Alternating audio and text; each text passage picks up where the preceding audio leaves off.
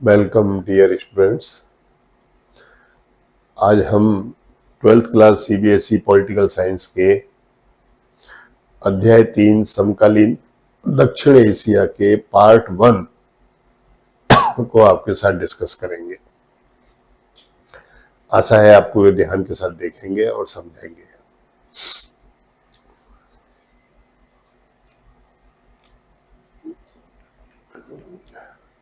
देखिए, ये पाठ प्रत्यय है पार्ट 1 का।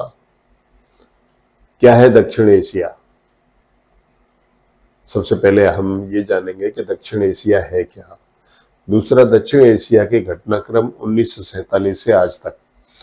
दक्षिण एशिया में जो भी घटनाक्रम हुए हैं 1947 से आज तक, उनको हम इसमें देखेंगे। और पाकिस्तान में सेना और लोकतंत्र, जो पाकिस्तान भी दक्षिण एशिया का एक देश है, तो वहां पर सेना और लोकतंत्र इन दोनों का शासन रहता है, तो उसके बारे में भी हम देखेंगे। तो एक तो दक्षिण एशिया के बारे में जानेंगे, कौन कौन से दक्षिण एशिया की भौगोलिक स्थिति क्या है, कौन कौन से देश दक्षिण एशिया में माने जाते हैं, और दक्षिण एशिया में 1947 से लेकर के अब तक क्या क्या घटनाक्रम हुए हैं। ठीक है। और पाकिस्तान में सेना और लोकतंत्र दोनों का शासन चलता है, तो उस पर भी हम नजर डालेंगे।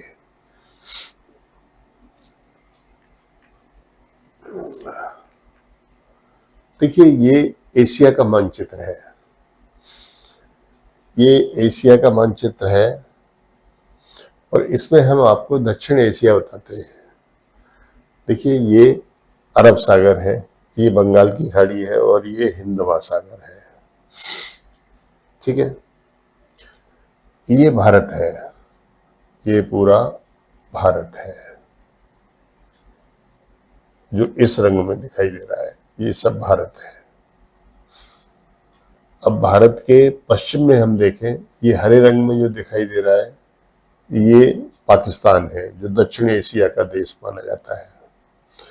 इसके और पश्चिम में हम देखें तो ये पीले रंग में जो दिखाई दे रहा है, ये अफगानिस्तान है।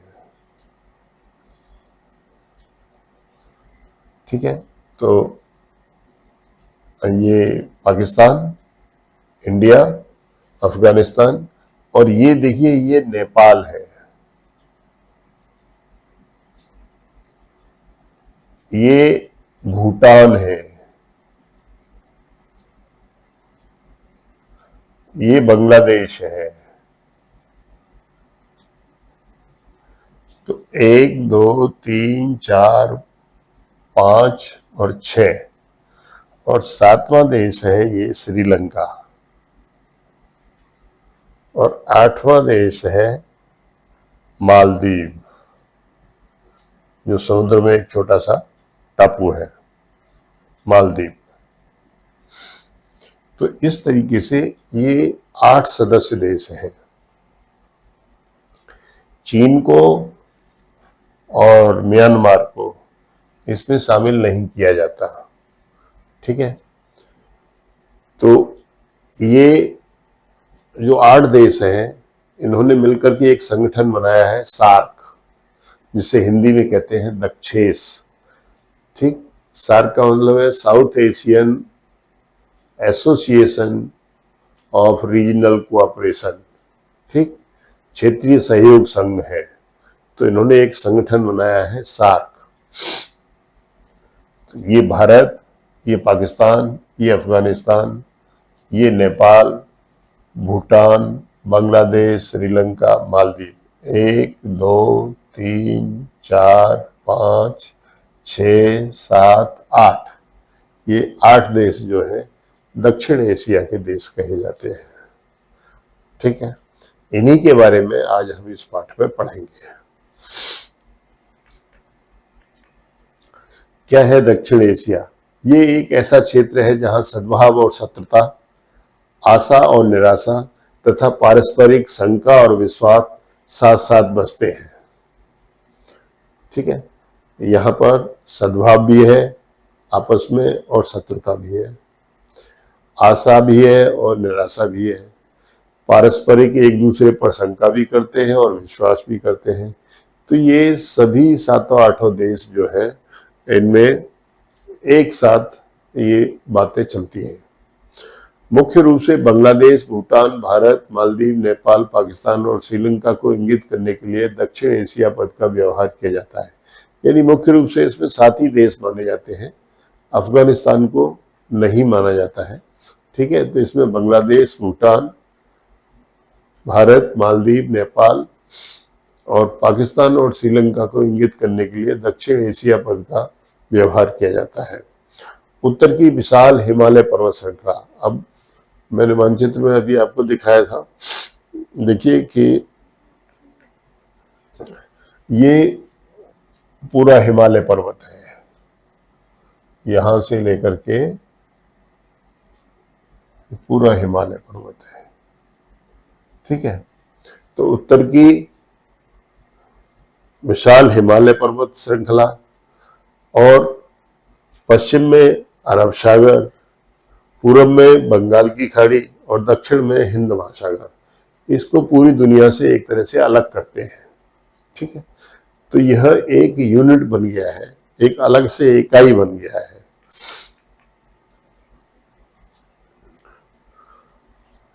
कभी कभी क्षेत्र की चर्चा में अफगानिस्तान और म्यांमार को भी शामिल कर लिया जाता है, जबकि चीन को नहीं। ठीक है, तो कभी कभी साउथ एशिया में, दक्षिण एशिया में लोग जो है अफगानिस्तान को और म्यांमार को भी शामिल कर लेते हैं, लेकिन चीन को इसमें कभी शामिल नहीं किया जाता है। तो इस तरीके से आपकी समझ में आ गया होगा कि दक्षिण एशिया में कौन कौन से देश हैं। ये एक तरह से भौगोलिक इकाई है। कैसे है कि इसके उत्तर में विशाल हिमालय पर्वत श्रृंखला है, दक्षिण में हिंद महासागर है, पश्चिम में अरब सागर है और पूर्व में बंगाल की खाड़ी है। उससे घिरा हुआ ये विशिष्ट भौगोलिक क्षेत्र है। ठीक है, इसलिए ये दक्षिण एशिया एक अलग से इकाई है। अब ये देखिए, इसको और बड़े, ये सार्क कंट्री है। सार्क कंट्री का मतलब है south Asian association for regional cooperation. ये एक संगठन जो बनाया है, इन्हीं देशों ने मिलकर के बनाया है। अब इसमें देखिए, ये इंडिया है, ये पाकिस्तान है, ये अफगानिस्तान है, ठीक, ये नेपाल है, ये भूटान है, ये बांग्लादेश है, ये श्रीलंका है और ये मालदीव है। तो इन 8 देशों ने मिलकर के एक संगठन बनाया है, सार्क। सार्क का मतलब है south Asian association for regional cooperation.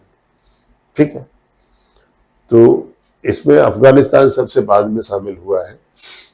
ठीक है, तो ये सार्क कंट्री है और इन्हीं को हम दक्षिण एशियन कंट्रीज भी बोलते हैं। अब देखिए, लोकतंत्र को तानाशाही के ऊपर वरीयता है, इनमें से किसी एक कथन से सहमत है। देखिए, लोग तानाशाही से ज्यादा यहाँ पर लोग लोकतंत्र चाहते हैं। तो उसका एक सर्वे किया गया, उस सर्वे की रिपोर्ट है ये कि लोकतंत्र बेहतर है। ठीक है, ऐसा मानने वाले बांग्लादेश में 69 है, भारत में 70 है, नेपाल में 62 है, पाकिस्तान में 37 है, श्रीलंका में 71 है। यानी श्रीलंका में सबसे ज्यादा है 71 जो लोकतंत्र को बेहतर मानते हैं। दूसरे नंबर पर भारत में 70 है। कभी कभी तानाशाही बेहतर रहती है, यह मानना है बांग्लादेश में 6% लोगों का, भारत में 9% लोगों का, नेपाल में 10%, पाकिस्तान में 14%, श्रीलंका में केवल 11% लोगों का। तो आपने देखा कि तानाशाही को बेहतर मानने वाले जो देश, जो परसेंटेज है वो भारत में केवल 9 है। ठीक है, कोई फर्क नहीं पड़ता, चाहे प्रजातंत्र रहे या तानाशाही रहे, ऐसे भी विचार वाले हैं। बांग्लादेश में 25% है, भारत में 21 है, नेपाल में 28 है, पाकिस्तान में 49 है और श्रीलंका में 18 है। तो आपने देखा कि इन 4-5 देशों में प्रमुख रूप से लोकतंत्र को तानाशाही से अच्छा मानते हैं। ठीक है, और लोकतंत्र में ही विश्वास करते हैं ये लोग। अपने देश के लिए लोकतंत्र की उपयुक्तता पर बहुत कम लोगों को संदेह है। आपके देश के लिए लोकतंत्र कितना उपयुक्त है। देखिए दक्षिण एशिया में जो लोकतंत्र है वो बहुत उपयुक्त इतना है और उपयुक्त इतना है, ठीक है।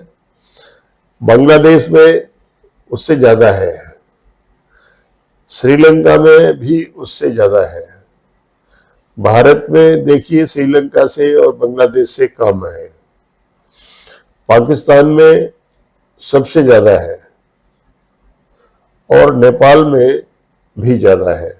तो इस तरीके से आप देखें तो इसमें बहुत उपयुक्त और उपयुक्त मानने वाले जो 5 देश हैं उनमें इसे दिखाया गया। ये दोनों आरेख दक्षिण एशिया के 5 बड़े देशों के 19,000 से अधिक नागरिकों से लिए गए साक्षात्कार पर आधारित है।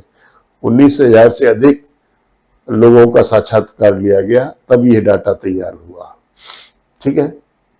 तो इसमें देखिए कि ज्यादातर जो लोग हैं इस दक्षिण एशिया के देशों में, ज्यादातर जो लोग हैं वो लोकतंत्र को बेहतर मानते हैं, तानाशाही को बेहतर नहीं मानते, ठीक है, और लोकतंत्र में ही विश्वास करते हैं। जबकि यहां पूरी तरीके से देखा जाए तो लोकतांत्रिक व्यवस्था के देश जो अंग्रेजों से आजाद होने के बाद में जो पूरी तरह से लोकतंत्र अब तक रहा है जिन देशों में, वो 2 ही देश हैं, एक भारत और दूसरा श्रीलंका। बाकी पाकिस्तान में देखें तो वहां पर सैनिक शासन भी रहा है और लोकतंत्र भी रहा है। बांग्लादेश में देखें सैनिक शासन भी रहा है, लोकतंत्र भी रहा है, ठीक है। और नेपाल में देखें तो वहां राजशाही रही है और लोकतंत्र भी रहा है, ठीक है। तो भारत और श्रीलंका ही ये 2 देश ऐसे हैं जहां पर लोकतांत्रिक व्यवस्था जब से आजाद हुए हैं तब से लेकर के आज तक बनी हुई है। 7 देशों का यह दक्षिण एशिया विविधताओं से भरा पूरा क्षेत्र है, लेकिन भू राजनीतिक धरातल पर यह एक नहीं है, ठीक है। इन देशों में एक सी राजनीतिक प्रणाली नहीं है। भारत और श्रीलंका ब्रिटेन से आजाद होने के बाद लोकतांत्रिक व्यवस्था में जी रहे हैं, भारत और श्रीलंका तो। बाकी और देशों में कहीं सैनिक शासन है, कहीं प्रजातंत्र है। पाकिस्तान और बांग्लादेश में लोकतंत्र और सैनिक दोनों ही नेताओं का शासन रहा है, बांग्लादेश में भी और पाकिस्तान में भी। नेपाल में पहले संवैधानिक राजतंत्र था, यानी वहां राजा बैठते थे, लेकिन अब लोकतांत्रिक गणराज्य भूटान में भी संवैधानिक राजतंत्र बहुदलीय लोकतंत्र के रूप में उभरा है। और भूटान में भी राजा बैठते थे, लेकिन अब वहां उन्होंने संवैधानिक राजतंत्र बना लिया है, ठीक है, और बहुदलीय लोकतंत्र के रूप में वहां उभार हुआ है। मालदीव पहले सल्तनत था, अब अध्यक्षात्मक प्रणाली का गणतंत्र है। मालदीव पहले यहाँ पर एक मुस्लिम शासक राज्य करते थे, मालदीव में जो दक्षिण में है, ठीक है, और लेकिन अब वहां पर अध्यक्षात्मक शासन प्रणाली है, ठीक है। तो इस तरह से आपने देखा कि दक्षिण एशिया के सभी 7 देश जो है उनमें किस तरह से सैनिक शासन और लोकतांत्रिक व्यवस्था या राज्य व्यवस्था सभी रहे हैं। अब देखिए 1947 से आज तक दक्षिण एशिया में क्या क्या घटनाक्रम हुए हैं उनको आप देखिए।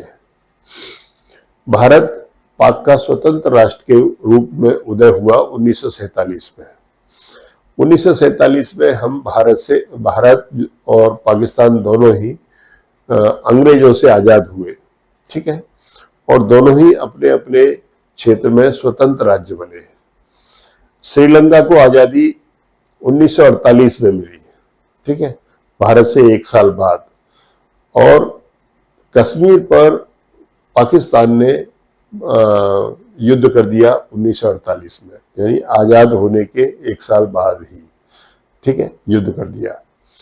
भारत और पाकिस्तान में सिंध नदी जल समझौता हुआ 1960 में, ठीक है। सिंध नदी के बंटवारे को लेकर के एक समझौता हुआ कि सिंध नदी में जो पानी आ रहा है वो भारत को इतना मिलेगा और पाकिस्तान को इतना मिलेगा। इस तरह का एक समझौता 1960 में हुआ। भारत और चीन के मध्य युद्ध हुआ 1962 में। भारत और चीन के मध्य, चीन भारत का एक पड़ोसी देश है, आपको पता है, उत्तर दिशा में है।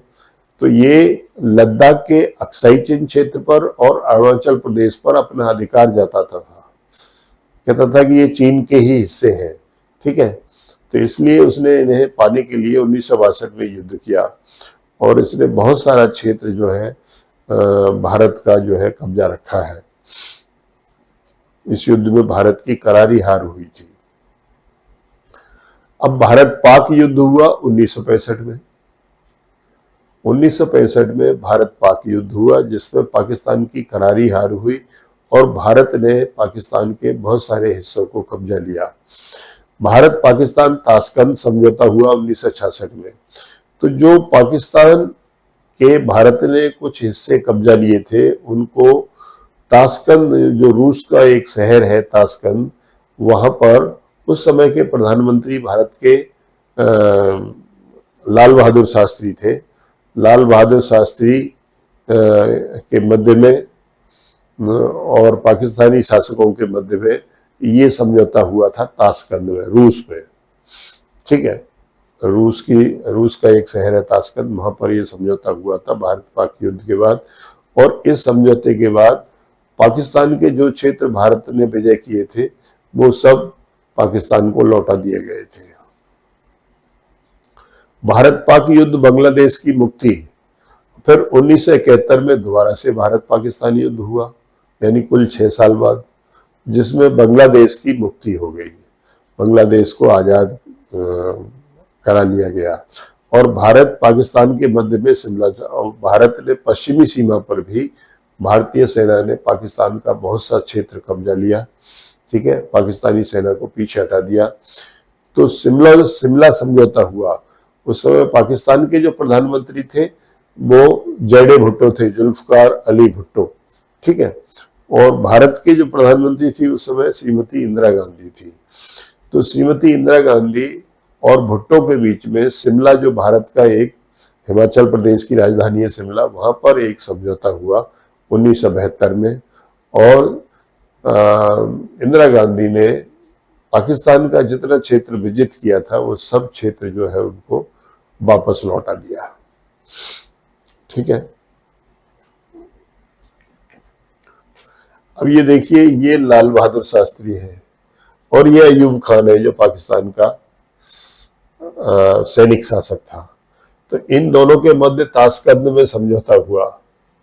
ये ताशकंद समझौता का फोटो है, ठीक है।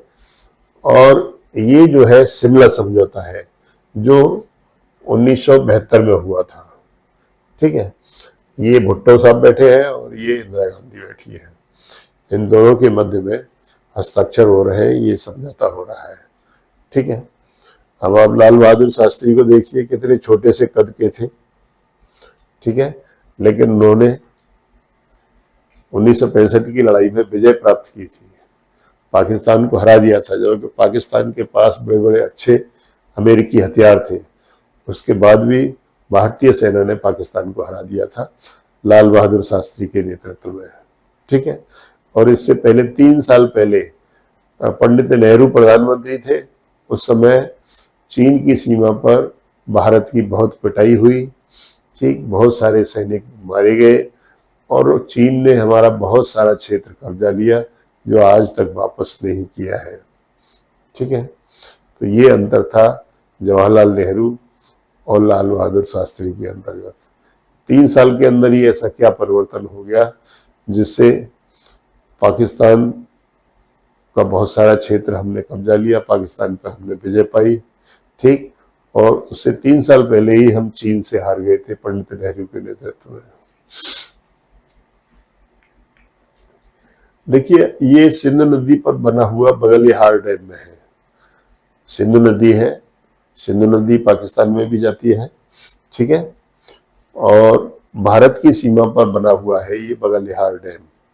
इसी डैम को आजकल बंद कर दिया गया है और पाकिस्तान में पानी नहीं जाने दे रहे, ठीक है। इस पानी को हम डाइवर्ट करेंगे अपने पंजाब के किसानों के लिए, ठीक है। इस तरह का हमारी वर्तमान सरकार की सोच है। ठीक है, तो ये बगलिहार डैम है जो सिंधु नदी पर बना हुआ है। अब देखिए 1971 में क्या हुआ, बांग्लादेश की आजादी की उद्घोषणा हो गई, बांग्लादेश अलग बन गया। जबकि पहले क्या था, पश्चिमी पाकिस्तान और पूर्वी पाकिस्तान। बांग्लादेश जिस जगह पे आज है उससे पहले पूर्वी पाकिस्तान कहा जाता था। ठीक है, भारत सोवियत संघ मैत्री 20 वर्ष के लिए हुई 1971 में।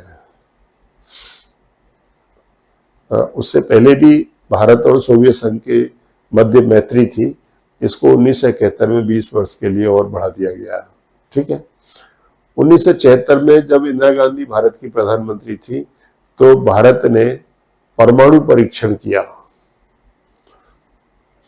राजस्थान के पोखरण में, जो बिल्कुल मरुस्थलीय क्षेत्र है, रेगिस्तानी क्षेत्र है, उसमें परमाणु परीक्षण किया गया। उस समय की प्रधानमंत्री लाल बहादुर शास्त्री के द्वारा, उस समय के प्रधानमंत्री इंदिरा गांधी के द्वारा। पाकिस्तान बांग्लादेश कूटनीतिक संबंधों की बहाली 1976 में हो गई। यानी 1971 में पूर्वी पाकिस्तान पश्चिमी पाकिस्तान से आजाद होकर के एक अलग देश बन गया बांग्लादेश, और फिर उस बांग्लादेश ने पाकिस्तान के साथ कूटनीतिक संबंध बनाए 1976 में। दक्षिण एशिया सहयोग संघ, ठीक, दक्षिण एशियाई देशों का सहयोग संघ का पहला सम्मेलन ढाका में हुआ, 1985 में हुआ। ठीक है, भारत श्रीलंका समझौता, भारतीय शांति सेना का अभियान। ठीक, भारत और श्रीलंका के मध्य समझौता हुआ और भारत ने अपनी शांति सेना वहां पर भेजी। वहां पर लिट्टे और सिंघली,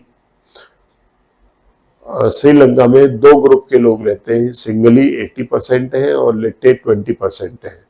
तो लिट्टे जो है वो अलग देश की मांग कर रहे थे श्रीलंका में, तो उनका नेता प्रभाकरन था, उसने एक संगठन बनाया था लिट्टे, ठीक, liberation tigers of Tamil Eelam. Tamil देश बनाने के लिए उन्होंने एक संगठन बनाया था जिसको लिट्टे कहते थे। तो उसकी वजह से श्रीलंका में काफी झगड़ा फसाद चल रहा था। ठीक है, तो भारत ने वहां पर शांति सेना भेजी। पाकिस्तान, बांग्लादेश और नेपाल में लोकतंत्र की बहाली हुई 1988 से लेकर के 91 तक। पाकिस्तान में सैनिक शासक था, ठीक, उसके बाद वहां जो भुट्टो थी उसकी सरकार बनी।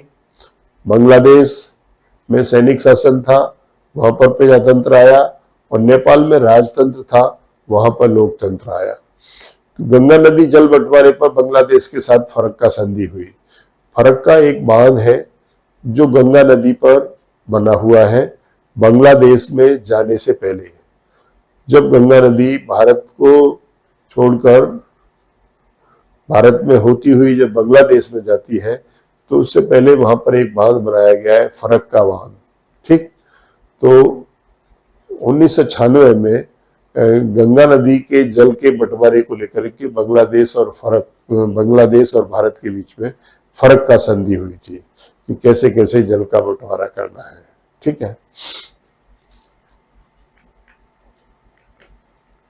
देखिए ये फरक्का डैम है, ठीक है, जो गंगा नदी पर बना हुआ है। बांग्लादेश में घुसने से पहले ये बैराज बनाया गया है भारत में, ठीक है, फरक्का बैराज।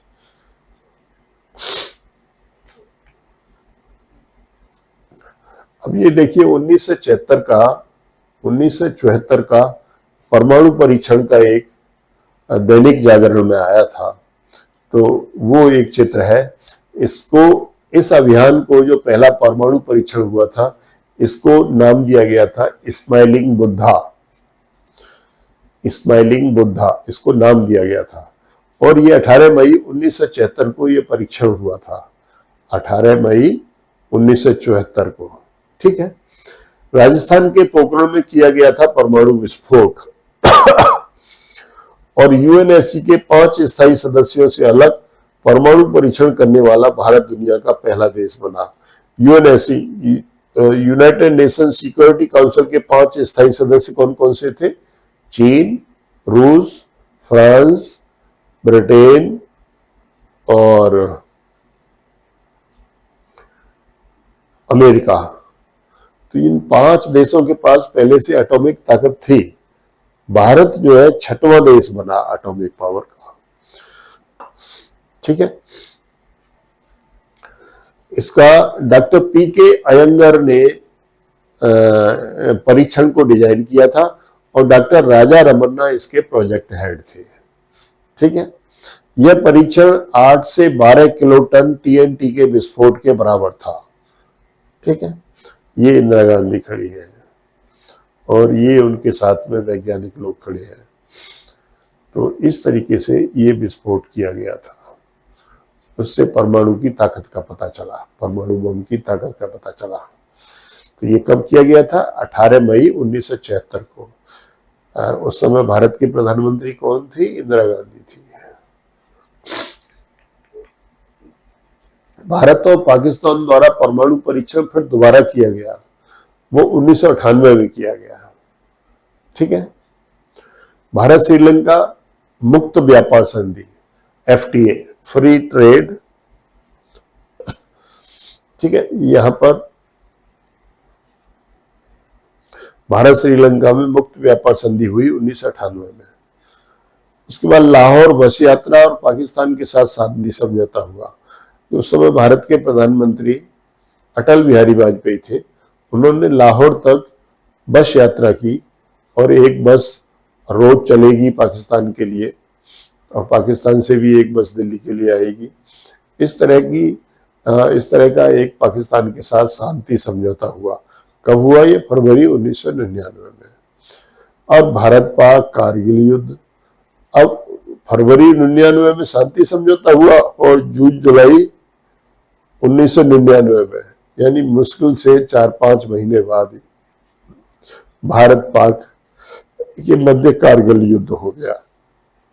ठीक है, वाजपेयी मुशर्रफ आगरा बैठक असफल रही। कब? जुलाई 2001 में। ठीक है, दक्षिण सम्मेलन में मुक्त व्यापार संधि, यानी जो सार्क का सम्मेलन हुआ, उसमें मुक्त व्यापार संधि 2004 में हुई। अफगानिस्तान दक्षेस का सदस्य बना। अफगानिस्तान भी सार्क में आ गया।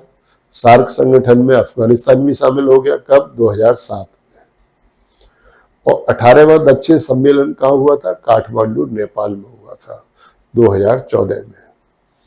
ठीक है, तो इस तरीके से ये दक्षिण एशिया के घटनाक्रम है जो 1947 से लेकर के आज तक होते रहे हैं, जिनका एक हाईलाइट हम आपको दिखा रहे हैं। अब पाकिस्तान में सेना और लोकतंत्र।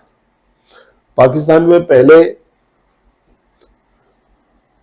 संविधान के बाद देश के शासन की बागडोर जनरल अयूब खान ने अपने हाथों में ले ली और जल्दी ही अपना निर्वाचन भी करा लिया। ठीक, पाकिस्तान में जब पहला संविधान बना, यानी आजादी के बाद 1947 के बाद जब पाकिस्तान में पहला संविधान बना, तो उस संविधान के शासन की बागडोर किसने ले ली?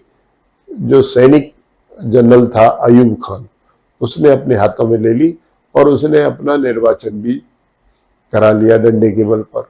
लेकिन उसके शासन के खिलाफ जनता का गुस्सा भड़का और उसे अपना पद छोड़ना पड़ा। ठीक, दोबारा में जनरल याहिया खान ने शासन की बागडोर संभाली। अब जनरल अयूब खान तो गया, अब उसकी जगह पर कौन आ गया? जनरल याहिया खान आ गया, यानी सैनिक शासक ही बने रहे। इसी समय बांग्लादेश संकट पाकिस्तान को झेलना पड़ा जब जनरल याहिया खान था उसी समय पर। दिसंबर 1971 में भारत पाकिस्तान युद्ध हुआ। ठीक है, अभी 65 में हुआ था, 65 के बाद में फिर 1971 में हुआ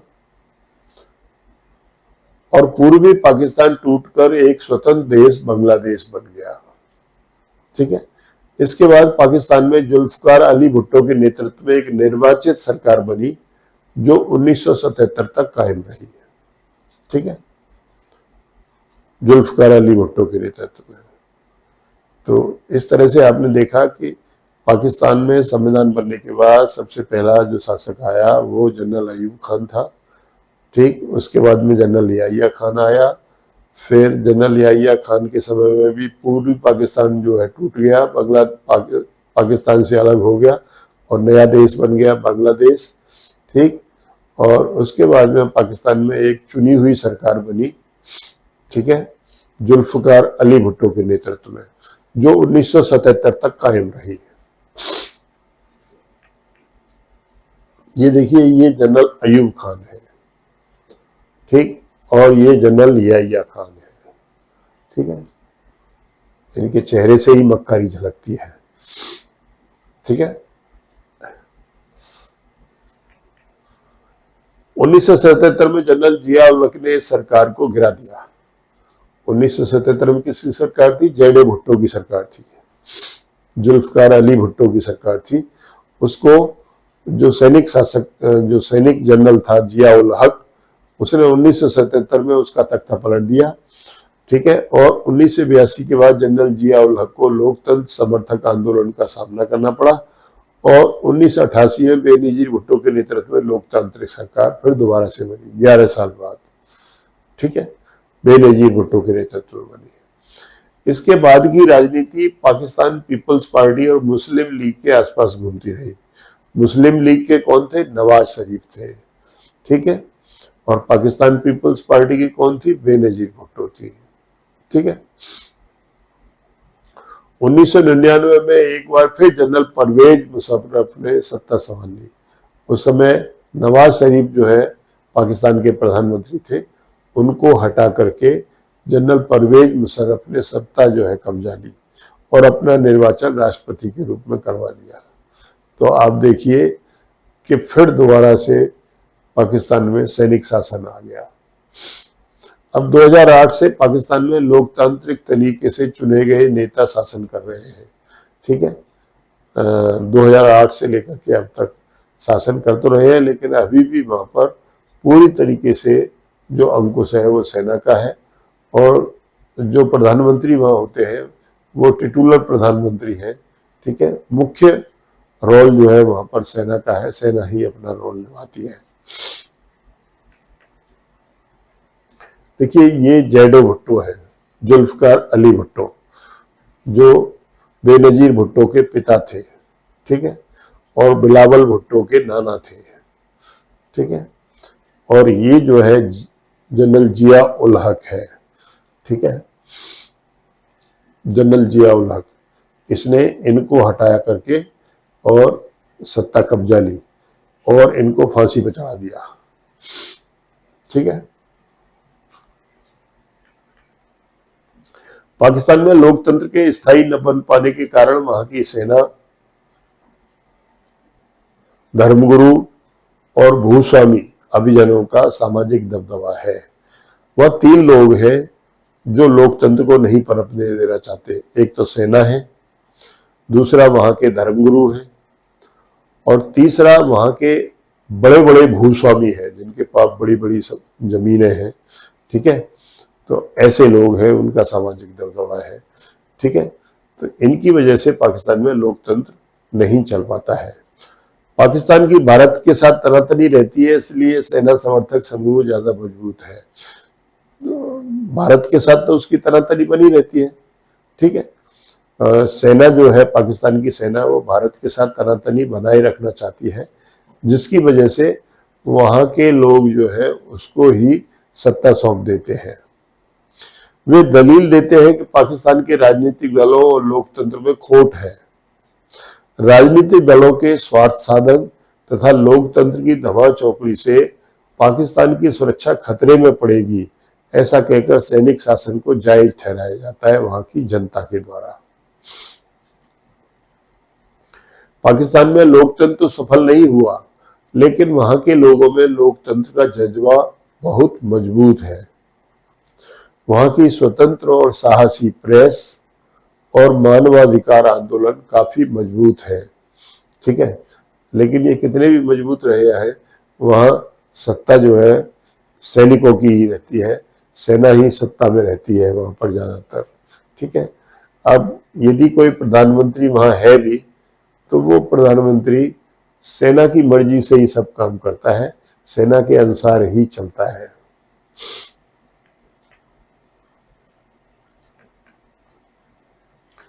अब ये देखिए भारत पाक रिश्ते हैं, बंकरों की भूल भुलैया से कुर्सी मेजों की भूल भुलैया तक, ये रिश्ते, ये हमारे, ये कार्टून है, ये हमारे प्रधानमंत्री मनमोहन सिंह है और ये मुशर्रफ है। ठीक है, इन दोनों के मध्य में आपस में टेबल और मेज पर वार्ताएं भी चलती रहती थी और बंकरों में सेना और आतंकवादी जो है भारत के ऊपर आक्रमण भी करते रहते थे। तो ये 2014 तक चलता रहा। 2004 से 14 के दौरान भारत पाक वार्ताओं का एक नजरिया है कि मेज कुर्सियों पर भी बैठना चल रहा है और बंकरों में भी बैठना चल रहा है। तो ये दोनों ही चीजें जो है चलती रहती थी, लेकिन 2004 के बाद में नीति में परिवर्तन आया है।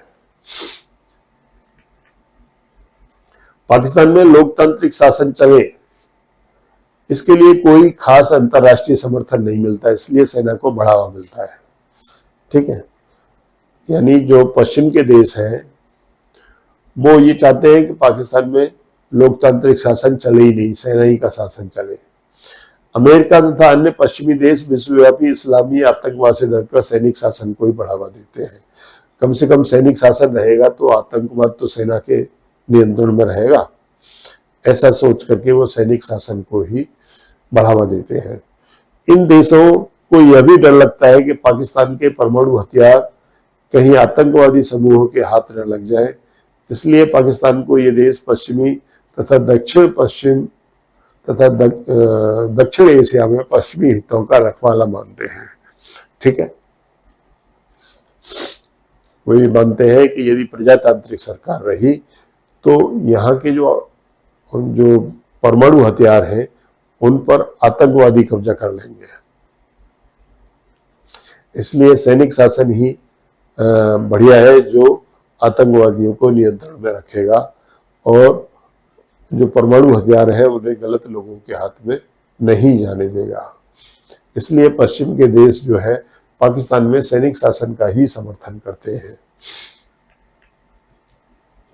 इस तरह से ये अध्याय 3 समकालीन दक्षिण एशिया का पार्ट 1 भाग 1 पूरा होता है।